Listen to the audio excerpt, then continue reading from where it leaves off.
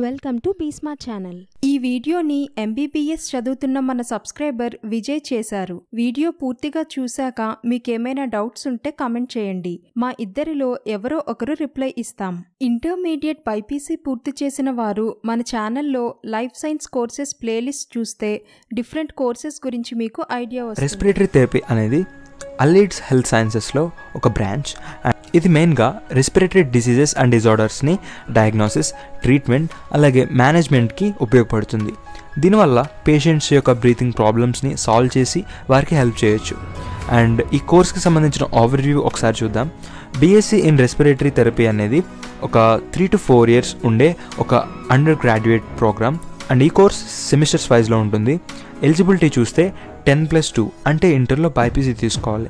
తర్వాత admission process చూస్తే entrance based or merit బేస్డ్గా ఈ కోర్స్కి అడ్మిషన్ తీసుకుంటారు. అలాగే యావరేజ్ ఫీజు చూస్తే 2 to 4 lakhs per annum ఉంటుంది. అలాగే యావరేజ్ శాలరీ చూస్తే యావరేజ్గా 5 lakhs per annum ఉంటుంది. అండ్ బీఎస్సీ ఇన్ రెస్పిరేటరీ థెరపీని ఎందుకు చదవాలి, అసలు ఈ జాబ్ రోల్ అండ్ రెస్పాన్సిబిలిటీ ఎలా ఉంటుంది?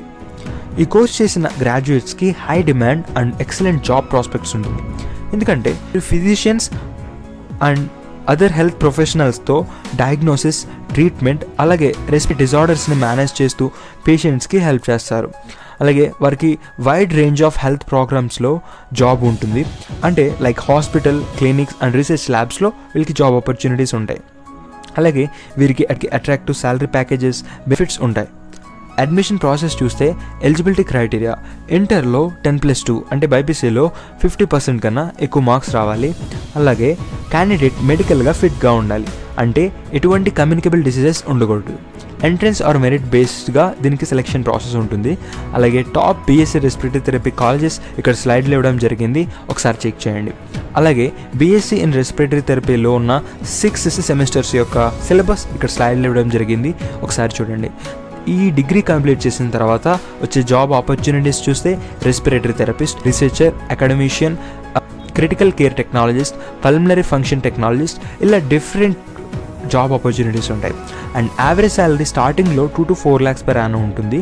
కానీ ఎక్స్పీరియన్స్ పెరిగే కొద్ది 6 to 10 lakhs per annum వరకు ఇది పెరుగుతుంటుంది. బీఎస్సీ తర్వాత ఫ్యూచర్లో ఎంఎస్సీ ఇన్ రెస్పిరేటరీ థెరపీలో పీజీ చేస్తే శాలరీ ఇంకా ఎక్కువ ఉంటుంది. సో బీఎస్సీ ఇన్ రెస్పిరేటరీ థెరపీకి సంబంధించిన ఈ కెరీర్ పాత్ ఇన్ఫర్మేషన్ వీడియో మీకు నచ్చితే లైక్ చేయండి. అలాగే బీస్మార్ట్ తెలుగు యూట్యూబ్ ఛానల్ని సబ్స్క్రైబ్ చేయండి. Thank you.